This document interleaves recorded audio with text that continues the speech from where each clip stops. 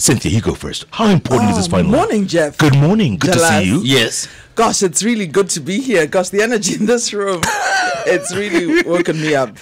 How important is this? Yes. It is very important. This is the second democratic election since we promulgated the Constitution.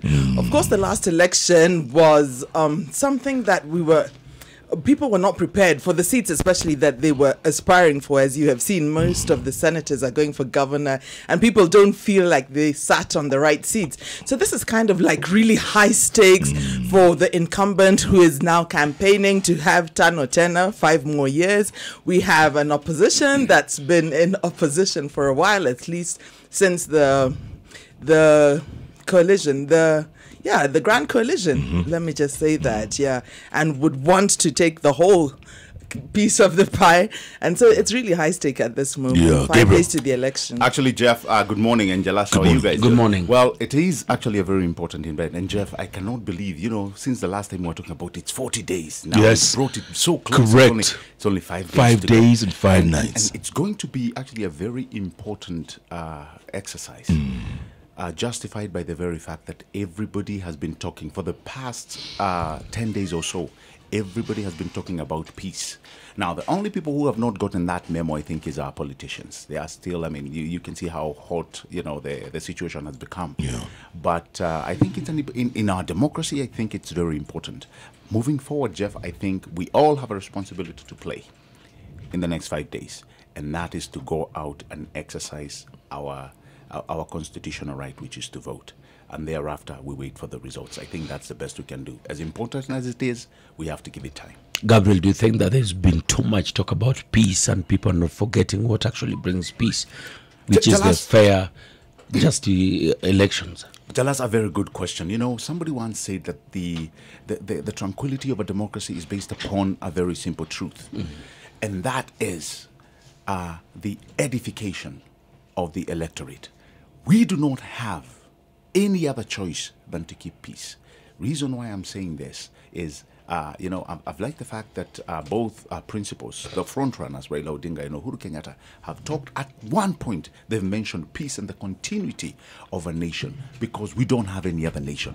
We have been surrounded for far, far too long by states that have actually gone the other route, and we've seen that's not the best route to take for this country. So peace is the only thing I think, Jeff, we need to talk about in the remaining days before we get to the election. Despite what happened to Chris Msando, despite the KDF leak, Cynthia, are these sideshows? Those are not sideshows, to the very center of the entire electoral process. And so we need to be speaking about free and fair elections, and therefore justice to be done. Why was it that it was important to eliminate a high ranking official of the IEBC? And that's something that is in the minds of the people. So it will be important in these next 5 days that the IG comes out and speaks to Kenyans to really answer some of the questions. Of course, they can't do it in 5 days, but at least to begin to speak some communication to say why, how, which, what, so that everybody doesn't become a Shylock Holmes with all sorts of theories and people saying mutu wetu amekufa, because now that raises tension. Wametuua, wanaua watu wetu. You see, and we're beginning to see that kind of conversation in social media. So if you want a free, fair, and credible election, then you need to be seen to be also including justice in the system. Gabriel. See, Jeff, the last thing I wanted to do was actually talk about Chris. I knew Chris very well. We had done several sittings with Chris in some of these broadcasts, and he was an industrial expert just like I was. We belong in the same ICT, and yesterday, I was actually telling Cynthia our network was abuzz with everybody talking about Chris. His contribution to IBC in matters of ICT. And so this was somebody who everybody looked up to in one way or the other in matters systems and what have you. But I think it is wrong. It's erroneous for us to sit here today and politicize his death. As much as we want to talk about it, and as much as Cynthia is talking about Sherlock Holmes and what have you, I think it is wrong. It is wrong when we know we have an able justice system that can actually go and investigate. How able is the justice system when they have been dead previously? We're going by history. It is not that only we want answers to some of the questions, and these are political murders that have happened, and so we don't want we must Chris's murder is going to be honestly, as a political murder. I was wondering how long it would take for you guys to start. I'm not going to give prominence to this because unless for sure you know it's a political murder, we should not call it that. Yesterday, Jeff, we're talking about having faith in our justice system. Mention a very crazy thing. What? In Kisii. What? That the KDF spokesman was missing and he was murdered. It's on record. They didn't say murdered. I just he said it. It's on record. Break the YouTube video.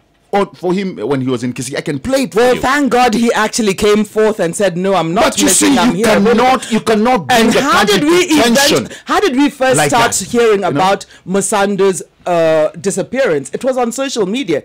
It wasn't a major news item, so that's how there has been false information, and so we need to be talking about social media and the news that is coming through. Has been called. All I'm saying is we do and not. So when a leader calls I don't want to sit here and say it's when the leader calls it out, not political. And the person, Cynthia, it's one. I have to agree with Gabriel just for a little minute here.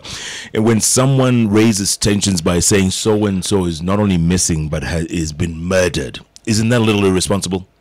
I think going by what is on social media, then you need to know where you're getting your information from, because we know that when he speaks, he usually speaks from a point of information, and all the information that he usually releases to the general Kenyan public is coming from credible sources, from government or his own sources, however he gets his information. So for him to say that, at least we had a response of this person now showing up and saying, "Hey, I'm not missing, here I am." But at least he called it out, because you don't want to have those fears that we have another person missing. But must you be that reckless to the point of looking senile for you to say somebody has gone missing, yet they've not gone missing? You go ahead to say, "I've talked to the wife," you've not done that. Then you say the person has been murdered. Wameua mwingine.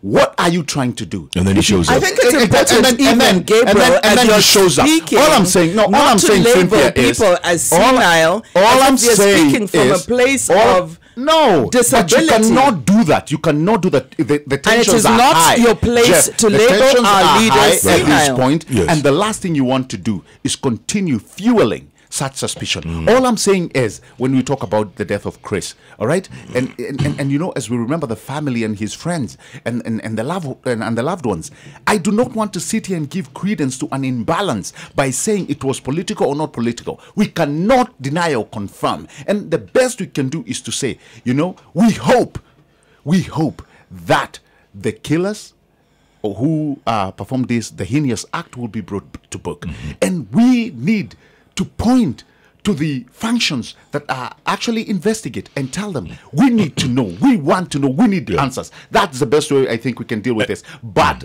throwing, you know, and by the way, one very important thing comes out. It's not even me who said it. It's Miguna, who was actually reporting a fact he saw on one of the media houses where Anyang' Nyong'o said that he had gone to dinner with Chris. Now look at it this way, and he even asked. He asked himself. Miguna said, "Has Anyang' Nyong'o stopped thinking?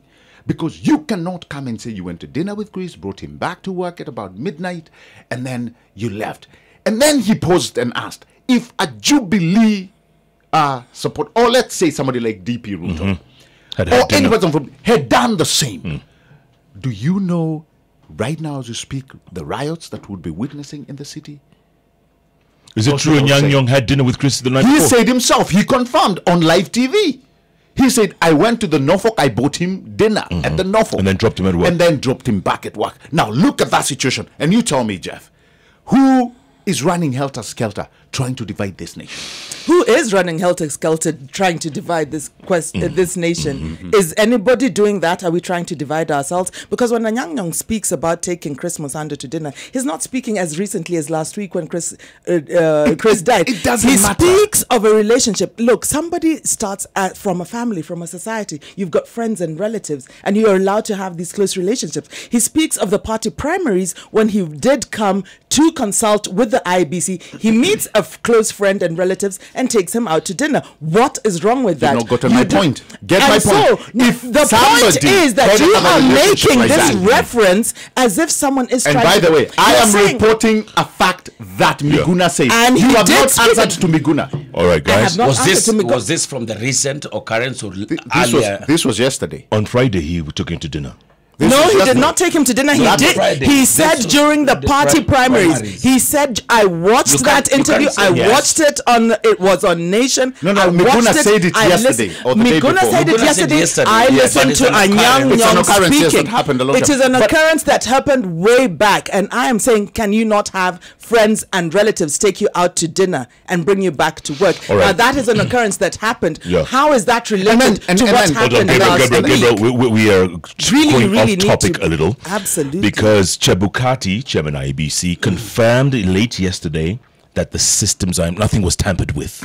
Are we to believe that, Cynthia? Are we okay? Yes, Are we must believe Yeah. the head of the IEBC, and I think we really need to really give them a lot of the support, because right now they're hurting just as much as everybody else is hurting. And I think this is the greatest form of terrorism that has been leveled to IEBC and to the Kenyan voter, really. And so we need that support, that we come out and we listen to them, that if they say they're putting the systems in place, because of course, Muthuma, you already have said that Chris was a man of integrity, and you have interacted with him. I didn't have that opportunity, and he really wanted to see that the systems were in place. And so if we hear IBC saying that everything is intact, they're working, they're burning the midnight oil, putting all systems in place, then we need to believe that. We owe it to ourselves to deliver a free and fair, credible election by giving them the support that they require. But So some- they need to come Cynthia. I out agree with to Cynthia. continuously tell us what they are doing, Yeah. that the integrity of the system is intact. But Cynthia, so many holes have been poked into this electoral process. So many holes, from the IEBC to KDF now, that leaked memo. Will whoever loses, will they accept defeat on Wednesday morning when it's announced? Both parties, both presidential candidates, both from Jubilee and from NASA, have said they will concede defeat. If it is deemed to be a free and fair process, they will concede defeat. That's a big if, isn't it, right now? That's true.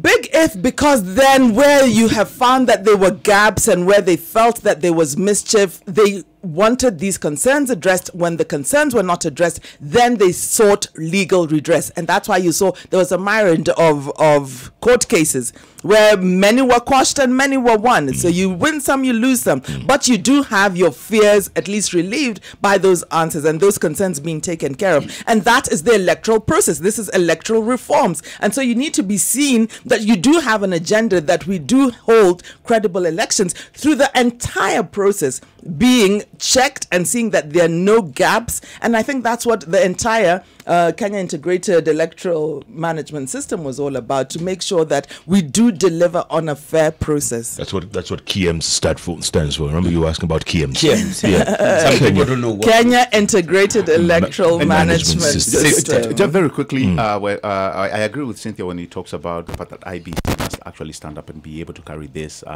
particular process on August 8th.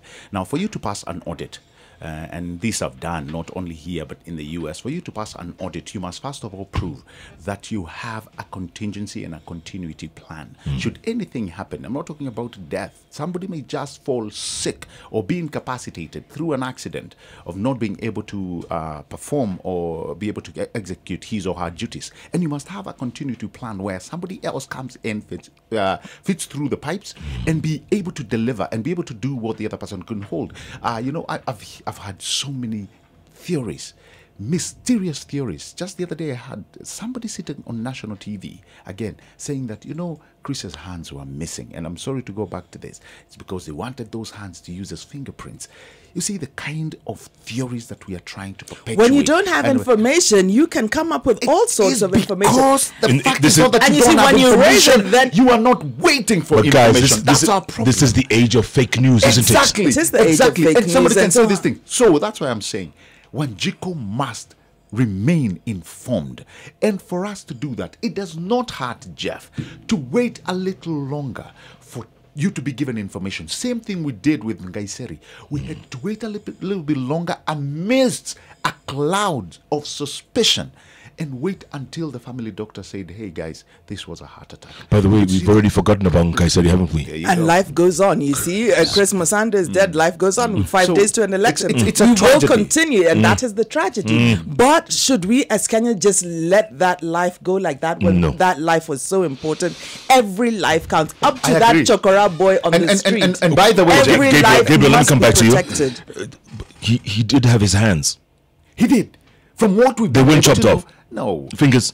Everything. From what we've been able to hear, everything was intact. Yes, there were issues to do with torture, Torture, as we have yeah, learned, yeah. all of us. Sure. But you see, it does not hurt to wait a little bit longer to know. And then again, I know we've talked about Chris, but there's also another family that's hurting. Yeah, that's the other thing. One of a 21-year-old, and that bleeds. To me, that bleeds, because I do not know any person, living or otherwise, who can actually move to destroy and kill a 21-year-old. You're talking about the young lady who was found dead. Yeah, no? the young Carol lady. Gumba from And let me Gashia. tell you, my heart bleeds for that Gumbu. family. Gumbu. And I think people are so twisted, people are so evil, people are so devilish We are evil. that they can move Yeah. to do such an heinous act. Yeah. And by the way, that's why I keep saying we need to give the investigating arms all the benefit and keep on pushing them so that we can get to the bottom of this. I'm liking the fact that the president spoke Cynthia, about it. the other thing is, with this election, you know, people are going to be falling over themselves to call it first. Yes. This fake news thing, this let me be first, I have to be first, I have to be the one. And there's Correct. going to be a lot of misleading information, isn't there? Misleading information, yes, that we really need to guard against, Yeah. because especially when the IBC was really talking about they want to be the ones who To announce, announce correct. the results. And of course, we have NASA, who has their own system in place, their own tallying. Of course, this should not bring any discrepancy, because constitution, we want to be governed by the rule of law.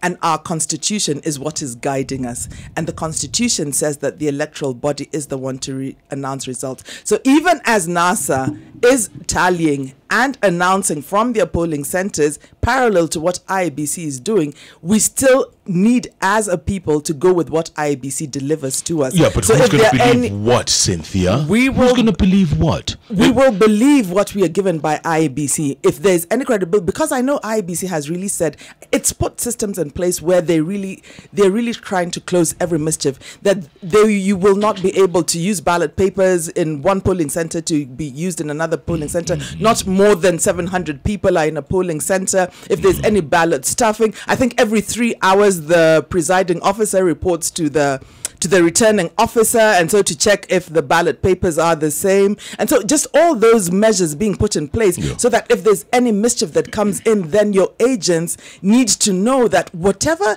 naughtiness that they will even try and participate in, they will be held criminally liable for that. And so the responsibility really falls on these agents. And so it's important that they're trained correct, that they are deployed, that they deliver correct results, and that we come out with a credible election. Jeff, you do you know where we are coming from, Jeff, is the fact that Kenyans bought into a lie. And this lie was so perpetuated very well and packaged that everybody took it home. Those who cannot think for themselves have actually had a very hard time trying to decipher this. And this goes way back to 2007. Let me start by talking very quickly about the report that came out, where Johansen Kriegler and Kofi Annan said, we have looked at the malpractice in this election. And what we find out is that there was serious voting malpractice in both divides. Nobody can claim that they did not have a hand in rigging. All right? Yeah. The malpractice. Yeah. Now, somebody flew with that and said this is the only other side that can rig. And that's why we are here today. When somebody holds a microphone and said, if Jubilee wins, and this is the problem, if they win, they will have stolen. There's no way they can win this election. You stamp that and say if they win. So when you come to question all the mechanisms and all the works that IEBC have put in this election. There's somebody somewhere still knowing that if it's a win for Jubilee, it will have been stolen. But I'm here to tell you, here and now, Jeff, and I hope many people can hear that has been speech and political rallies. It is not the truth. If you're delivering the correct results, as we have said that there are checks and balances, you shouldn't just rubbish the election. You've cut me again. What I'm saying is both coalitions, Jeff, have a mathematical chance of winning this election. Both coalitions, there's a mathematical chance that they can win. And it does not have to be a rigged election. Both of them can win. Why can't and NASA in particular stick to those words and say, hey, hang on a minute? And I like the fact that Raila, towards the presidential debate, he mentioned this. He had never mentioned this again. He said, I wish Uhuru well and his deputy. And if they win, so be it. Asiyependa kushindwa si mshindani. And I like that phrase coming from Raila. Because he's a great statesman. Cynthia, InfoTrack says Raila 49, Uhuru 48. Ipsos says 52, 46. Was it 46? Yeah. Both pollsters basically showing 50-50 and coming out very clearly saying that they don't know who is going to win. So this one is still too close to call. This one is too close to call on both sides of the divide. And what's going to determine it? Think about it as we take a quick break, come back. What's going to determine? Is it outcome? Is it turnout? What is it that's going to determine with 5 days? 5 nights to go before the big day? Somebody say, oh my. Oh my. It's the Hot Breakfast with Jeff and Jalango.